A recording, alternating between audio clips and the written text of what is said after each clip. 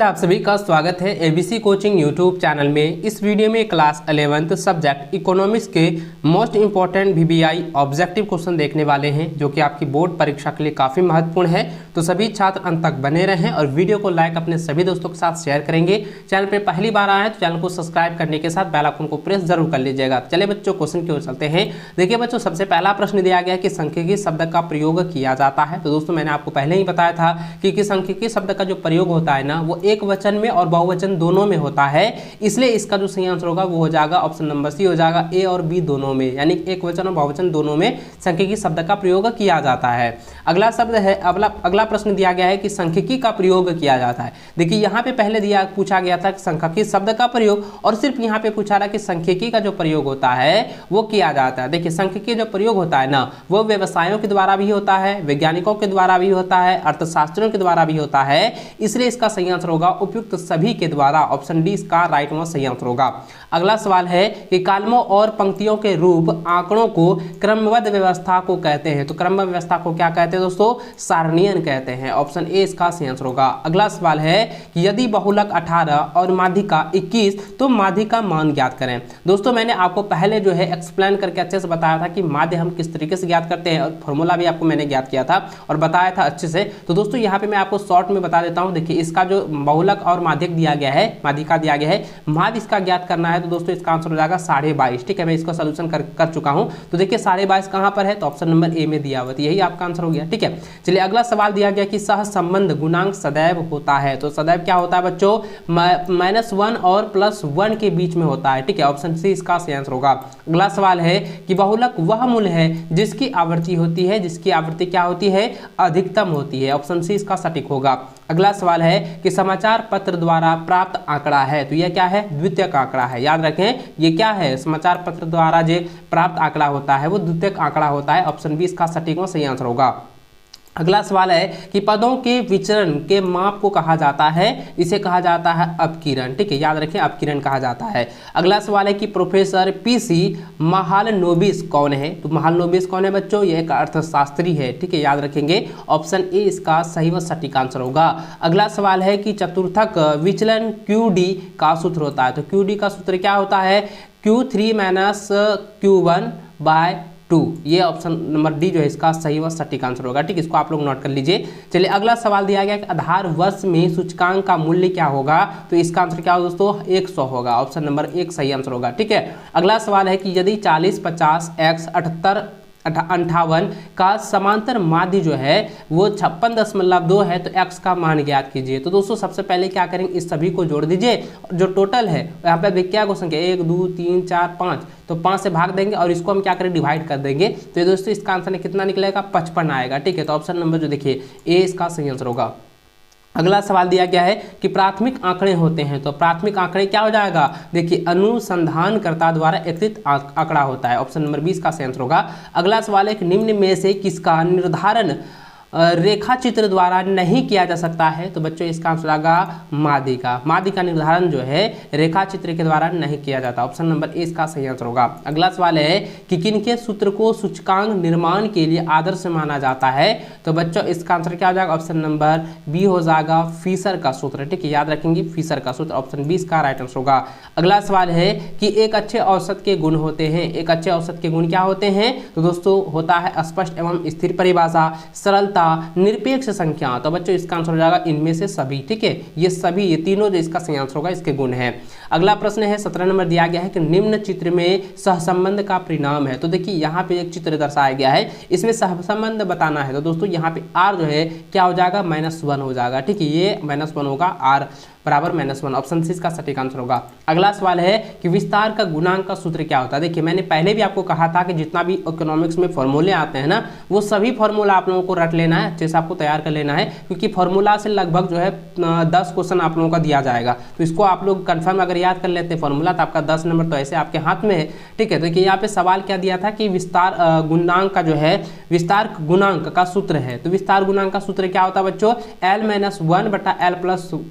L - S होता है। ठीक है, L - S बटा L + S होता है। तो ऑप्शन नंबर सी इसका सही आंसर होगा। अगला सवाल दिया गया कि प्रमाण विचलन का सूत्र होता है। तो परिमाप विचलन का क्या सूत्र होता है, या परिमाण विचलन का सूत्र जो होता है वो होता है under root sigma d x square बटा एन। ठीक है, तो यहाँ पे देखिए ऑप्शन नंबर सी इसका, सॉरी डी जो है इसका सही आंसर होगा। अगला सवाल दिया गया कि किसने कहा कि अर्थशास्त्र धन का विज्ञान है, तो बच्चों इसका आंसर हो जाएगा एडम स्पीच। ठीक है, ऑप्शन नंबर सी इसका सही आंसर होगा। अगला सवाल है कि आंकड़ों का चित्रमय प्रदर्शन कहलाता है, तो क्या कहलाता है, प्रस्तुतिकरण कहलाता है। ऑप्शन सी इसका सही आंसर होगा।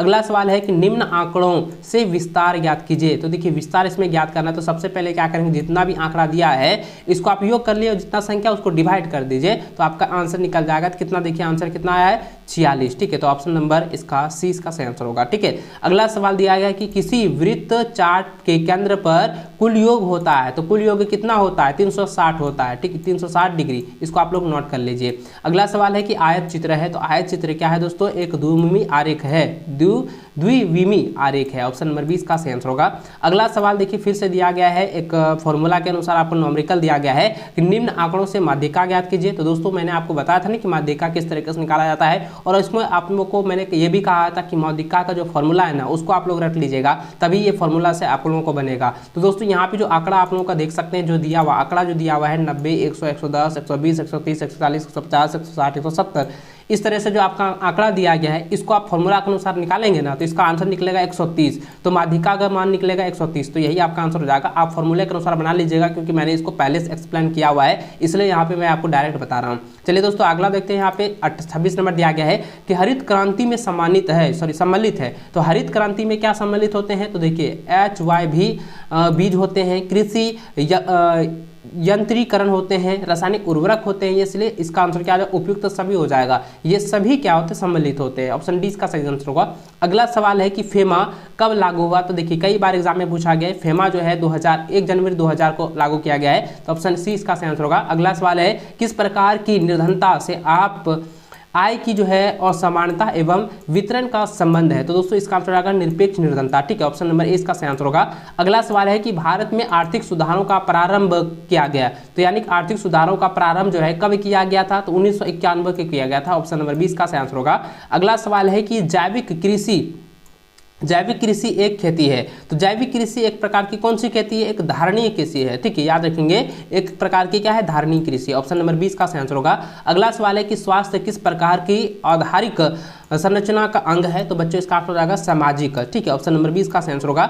अगला है कि भारत के आर्थिक सुधारों के संदर्भ में एलपीजी का पूर्ण रूप बताइए, तो एलपीजी का पूर्ण रूप आपको बताना, तो क्या हो जाएगा, एल का हो गया उदासीकरण और पी का हो जाएगा ये प्राइवेटाइजेशन यानी कि जिसको निजीकरण कहते हैं, और जी का होता है वैश्वीकरण, तो ये ऑप्शन नंबर सी हो जाएगा उदारीकरण, निजीकरण और वैश्वीकरण। इसको आप लोग नोट कर लीजिए। ठीक है, और यहाँ पे एलपीजी का आप गैस मत समझ लीजिएगा, यहाँ पे एलपीजी का पूर्ण रूप जो होगा ये उदारीकरण, निजीकरण और वैश्वीकरण हो जाएगा। ऑप्शन नंबर जो है सी इसका सही आंसर होगा। ठीक है, चलिए अगला सवाल देखिए दोस्तों, यहाँ पे जो है 33 नंबर दिया गया कि कृषि क्रियाएं किस क्षेत्र से संबंधित है, तो कृषि क्रियाएं जो है वो प्राथमिक क्षेत्र से संबंधित होते हैं। ठीक है, तो ऑप्शन नंबर जो है 20 इसका सही आंसर होगा। अगला सवाल दिया गया कि स्वतंत्रता के पूर्व इनमें से कौन सी वस्तु का निर्यात नहीं किया जाता था, तो दोस्तों इसका आंसर हो जाएगा इंजीनियरिंग वस्तुओं के जो है निर्यात नहीं किया जाता था।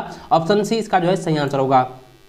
अगला सवाल है कि भारत की पहली औद्योगिक नीति किस वर्ष जो है घोषित हुई है, तो दोस्तों इसका आंसर होगा 1948। इसको आप लोग याद कर लीजिएगा, मैंने कई बार आपको बताया था, भरसक आप लोगों को याद होगा अगर आप पुराने स्टूडेंट होंगे। तो देखिए दोस्तों अगला सवाल दिया गया कि मानवीय संसाधनों या मानवीय साधनों के विकास के लिए आवश्यकता है, तो देखिए यहाँ मानवीय संसाधनों के लिए भी पूछा जा सकता है या आप यहाँ पे साधनों के लिए भी पूछा जा सकता है, क्वेश्चन सेम है। ठीक है, तो यहाँ पे सिर्फ दिया गया कि मानवीय साधनों के लिए विकास के लिए आवश्यकता होती है, तो कौन सी किसकी होती है दोस्तों, शिक्षा की आवश्यकता होती है। ठीक है, याद रखेंगे शिक्षा, एजुकेशन के लिए। चलिए अगला सवाल दिया गया कि देश की लगभग कितनी आबादी कृषि क्षेत्र से आजीविका प्राप्त करती है, तो बच्चों इसका आंसर आएगा 2/3 जो है। ठीक है, 2/3 जो है आबादी जो है कृषि क्षेत्र से आजीविका प्राप्त करती है। ऑप्शन बी ए जो है इसका सही आंसर होगा। अगला सवाल दिया गया है कि विश्व में सर्वाधिक आबादी वाला देश है, तो विश्व में सबसे सर्वाधिक यानी कि सबसे ज्यादा जनसंख्या वाला देश कौन सा है, चीन है, तो ऑप्शन नंबर जो है इसका सही आंसर होगा। ठीक है, अगला सवाल है कि AAY का पूर्ण रूप है, तो AAY का पूर्ण रूप होता है अंत्योदय अन्य योजना। ठीक है, जिसको हम लोग अंत्योदय कार्ड भी कहते हैं, तो ऑप्शन नंबर सी इसका सही आंसर होगा। अगला सवाल है कि पूंजी की कमी तकनीकी पिछड़ापन और एवं बेरोजगारी सामान्यतः पाए जाते हैं। तो सामान्यतः किस में पाए जाते हैं दोस्तों? अल्प विकसित देश में पाए जाते हैं। ऑप्शन नंबर 20 का सही आंसर होगा। अगला सवाल है कि मानव विकास सूचकांक यानी कि HDI मापदंडों का एक सूचक है, जो किसका सूचक है? सामाजिक का। ऑप्शन नंबर 20 का सही आंसर होगा। अगला सवाल 82 नंबर दिया गया कि निम्न में से कौन भारत का निर्धन राज्य है? तो दोस्तों इसका आंसर हो जाएगा बिहार। बिहार क्या है? एक निर्धन राज्य है। ऑप्शन नंबर डी इसका सही व सटीक आंसर होगा। अगला सवाल है कि नीति आयोग का जो है गठन कब हुआ? तो नीति आयोग का जो गठन हुआ था बच्चों, ये हुआ था 1 जनवरी 2015 को। ठीक है, तो याद रखेंगे ऑप्शन नंबर सी इसका सही आंसर होगा, 1 जनवरी 2015।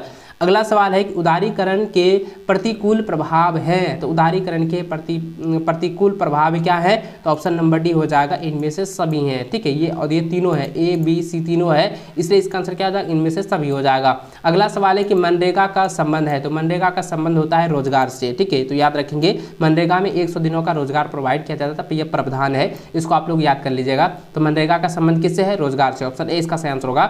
अगला सवाल है कि नाबार्ड कब स्थापित हुआ? तो नाबार्ड जो है ये 12 जुलाई 1982 को जो है स्थापित किया गया है। तो ऑप्शन नंबर ए इसका सही आंसर होगा। अगला सवाल है कि श्रम बल और कार्यबल का अंतर होता है। तो श्रम बल और कार्यबल का अंतर क्या होता है बच्चों? याद रखें, इसका आंसर होगा बेरोजगार श्रम से। ऑप्शन नंबर जो है 20 का सही आंसर होगा। अगला है इनमें से कौन ऊर्जा के परंपरागत स्रोत में नहीं आता है? तो दोस्तों सौर जो है ये परंपरागत ऊर्जा स्रोत में नहीं आता है, इसको आप लोग नोट कर लीजिए। अगला सवाल है कि चिपको आंदोलन की शुरुआत जो है किसने की थी? चिपको आंदोलन का शुरुआत जो है सुंदरलाल बहुगुणा ने किया था। ठीक है, तो ऑप्शन नंबर ए इसका सही आंसर होगा। अगला सवाल है कि पाकिस्तान की अर्थव्यवस्था, ध्यान देंगे पाकिस्तान की अर्थव्यवस्था है, तो पाकिस्तान की अर्थव्यवस्था क्या है? मिश्रित अर्थव्यवस्था है। ऑप्शन नंबर ए इसका सही आंसर होगा। तो दोस्तों इस वीडियो में मैंने जितने भी क्वेश्चन आपको बताए हैं वे सभी क्वेश्चन आपकी बोर्ड परीक्षा के लिए काफी महत्वपूर्ण है। इसको एग्जाम से पहले अच्छे से रिवीजन जरूर कर लीजिएगा। और आप चैनल पर नए हैं, चैनल को सब्सक्राइब करने के साथ बेल आइकन को प्रेस कर लें ताकि आगे भी इसी प्रकार की वीडियो आप लोगों को मिल सके। चलो दोस्तों मिलते हैं, तब तक जय हिंद, वंदे मातरम।